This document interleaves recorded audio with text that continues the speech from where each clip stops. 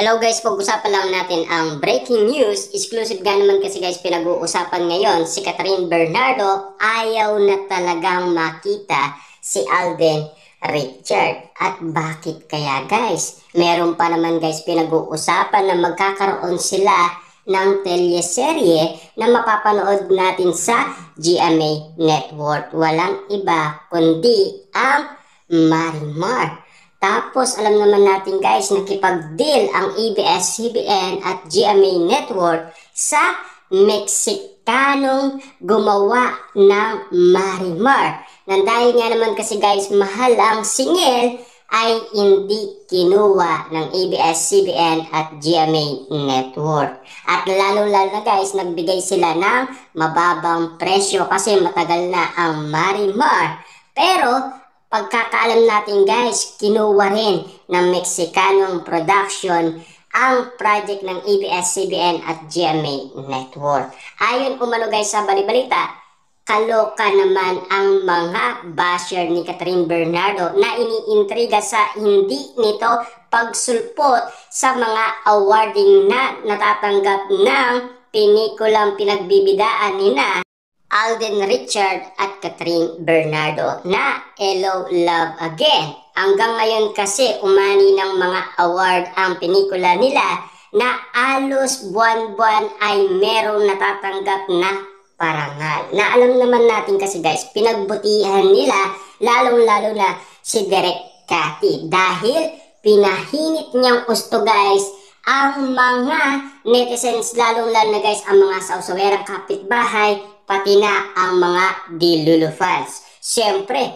kahit na ang mga Katniel fans nakisingit din manood ng Hello Love Again. At siyempre, nakita nila guys yung ginawa ni Catherine Bernardo na pinag-uusapan na hindi daw ginawa kay Daniel Padilla. Kaya nga naman guys, lahat ng ito na natatanggap umano guys ng pinikulang Hello Love Again, lalong-lalo na guys ang karakter ni na Alden Richard at Catherine Bernardo na Ethan at Joy. Grabe nga naman kasi guys ang parangal na naririnig natin kumakalat ngayon sa social media.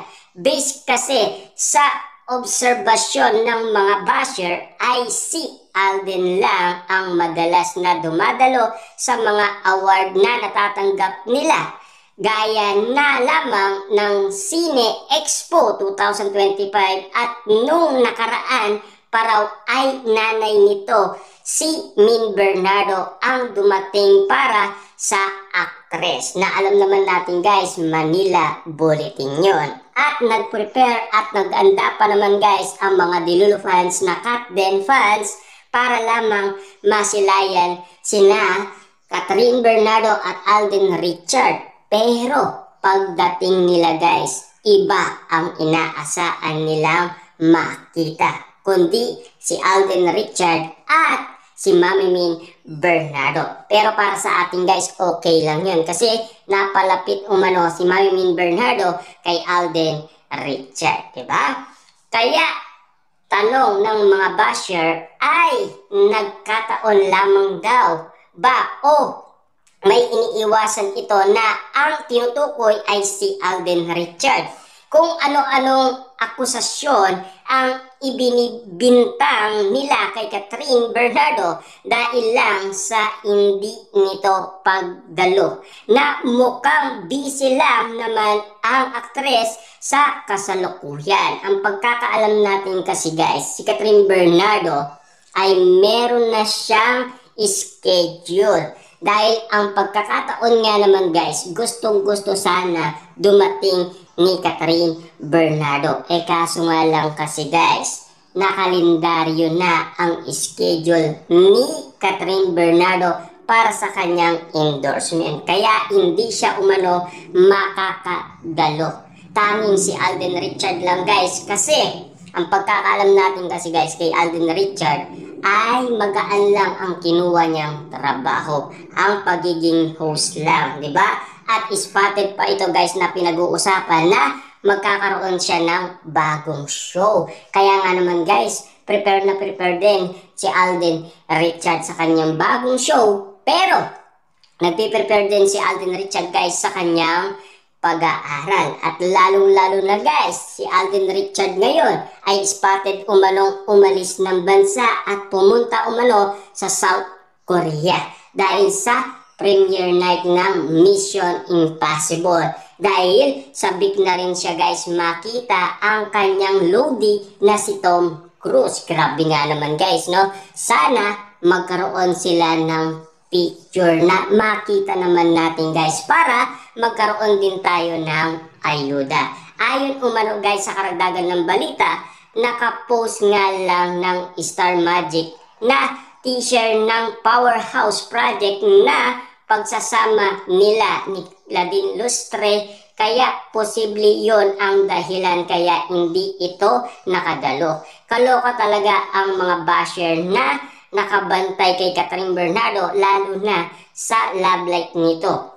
As in, magkakapera sila kapag nalaman nilang may love life na si Catherine Bernardo. Hayaan natin sila kung hindi na nga in good terms sina Alden Richard at Catherine Bernardo. Wala na tayong dapat pakialaman doon dahil buhay naman nila yun, no? Grabe nga naman kasi guys ang bali-balita. Siyempre, wala tayong pakialam doon kasi buhay nga naman kasi nila.